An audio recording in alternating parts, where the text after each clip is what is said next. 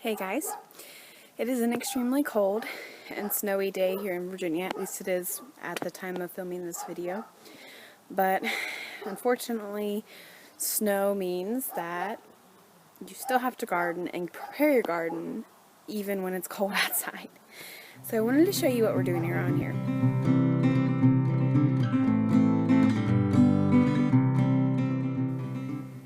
So these are just a few of our raised garden beds.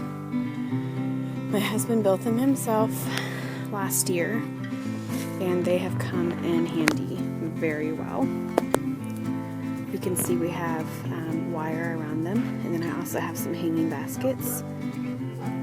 And then in the springtime, I have these containers that I do tomatoes and peppers in, and then that big container, the long one, I'll do herbs and stuff in. So those will get transferred over, somewhere around here. We also have a large garden bed up in the front near the driveway, and we'll be utilizing that this year too. So, and I've got some other things set up in the works this year that I'm hoping to get done.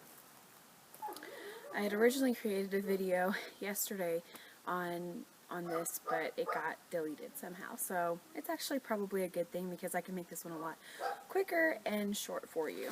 So I suck at gardening.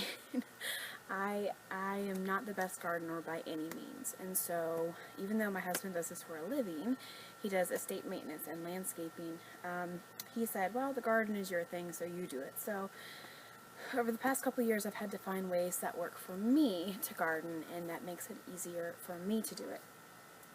So the garden beds, the raised beds, are easier for me because our soil is very rocky and very clay, and also we live on a steep hillside.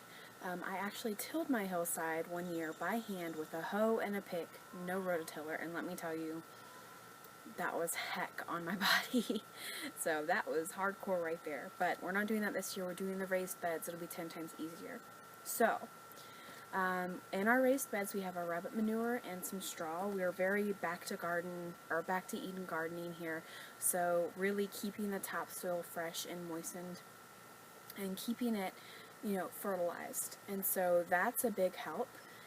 Last year was really my first successful year of getting some produce from my garden. Now, gardening isn't new to me. I grew up in a gardening family. My dad had a huge garden every year, and my grandma had a garden every year, and I can remember my aunt, actually, my great aunt, having probably a half acre of garden every year. And it was just amazing to watch her can and pick all the produce and everything. So gardening's not something new to me, but it is something new to conquer. I haven't perfected it yet, at least not for my soil. And one of my biggest goals is to save seeds every year. And the reason you do that is because each year, by the third year that you save seeds, the seeds are so acclimated to your weather and your soil that they're going to produce 50% more for you that year than any other year before. So that is one of my goals, is to save seeds. Did you see that snowflake? It's still snowy. Anyhow, one of my biggest lifesavers this year, one of my biggest issues is not knowing when to plant stuff. And so, enter left stage Clyde's garden planner. Really, really good tool if you're like me and you have so much stuff going on that you completely forget when to plant things. My biggest thing hasn't always been spring, it's really been fall. And so Clyde's garden planner, I'll show you. It has a spring side, and you find your average last spring frost, which for us is this little slider, is normally around April, the end of April. And so this is your spring calendar, and it shows you when to plant inside, if you're planting or transplanting, and then it also shows you when you're going to harvest, which is a really great tool for me. And then on the flip side, it has your fall planner, and so you do the same thing. You find your average first frost date, and then it tells you when to plant, how to plant, and everything. So this is a lifesaver. It's a lifesaver for me because I always forget to plant my fall stuff, and I never get anything in the ground in time. So I'm really enjoying this year. But it's not just this that can, you know, this is great, but you have to remember to use it. And how are you going to remember to use it if you don't write it down? So what I do next, I have a garden journal, and I've kept a garden journal every year that I've done it. Trust me, I wouldn't be here now if I didn't. But this is a cheap one. It's really cheap. I got it for like 10 bucks at Target. And what this is, and I've got work stuff in here too. I'll show you March because March isn't really filled out yet. It's a monthly planner, but then it also has a weekly. And so what I did is when I went in and I used my little Clyde's planner, and before I planted any of my seeds this year, and I sat down and I wrote out every single day, what am I doing each week from now until fall? When am I supposed to be planting? Plant cabbage, plant onions. It goes all the way through to, I sat down and I did it all the way through until August, let's see, plant fall crop green beans. And so since it's specific to my area and my frost dates, I was able to sit down and plan out my entire garden year in one setting. And so all I have to do is reference back to this. I don't have to reference back to the Clyde's planner, but you can if you need to. So I have this out every morning. I look at my monthly, and my weekly every morning. And then what I can do is, let's see, on the weekly part of it, you have these huge spaces that you can write in, your daily chores, your daily things that you will need to do that week. But also it's a great way to journal or sketch out your garden. What is happening that week? What did you accomplish? Did you harvest something early?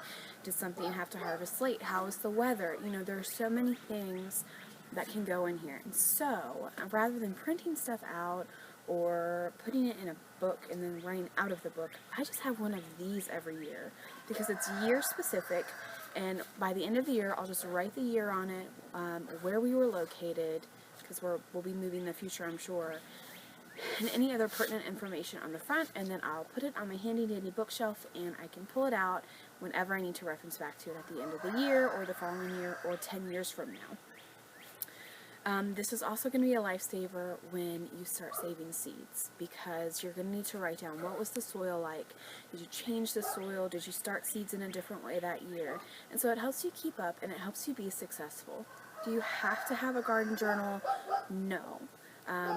But it does help. So the final thing is, where did I get my seeds from this year and how do I store them? I am not a fancy seed storer. I actually keep them in the bag that they came in. And the little bags that they came in, but I also keep them in a plastic bag. They're taped and sealed so they won't come out. And then keeping them away from sunlight is necessary. Keeping them away from moisture and sunlight are your two biggest things that you need to do. Now, we ordered from Baker Creek Heirloom Seed Company this year. We have ordered from them before. We also really enjoyed Southern Exposure Seed Exchange, but I did not order from them this year. And actually, this is the first year that I have ordered seeds in the past 2 years, because I had so many left over because we have such a small area that I didn't need to order anymore. This will actually be the first year that I start saving seeds. So this will be a new experience for me. I have not saved seeds because I feel like I haven't been successful enough to start saving seeds from quality produce. And so I feel like we have the tools this year that I can start saving seeds and start putting them aside.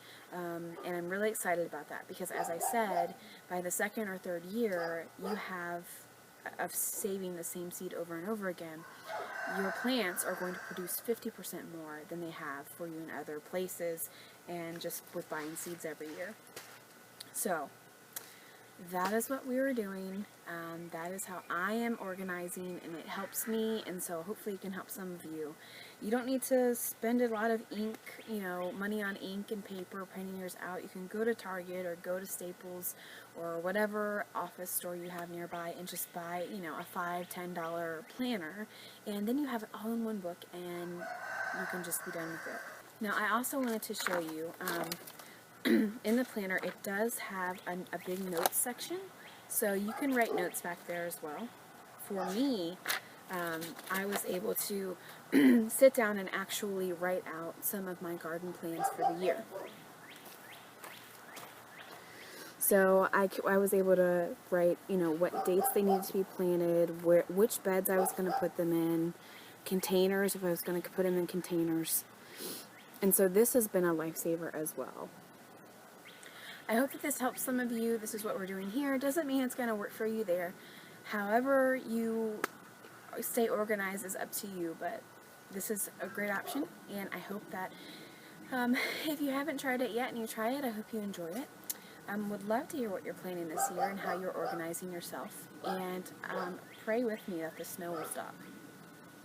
I do not like snow in February, but it's winter time, so I might as well suck it up and deal with it. Anyhow, happy gardening, happy homesteading, have a great weekend.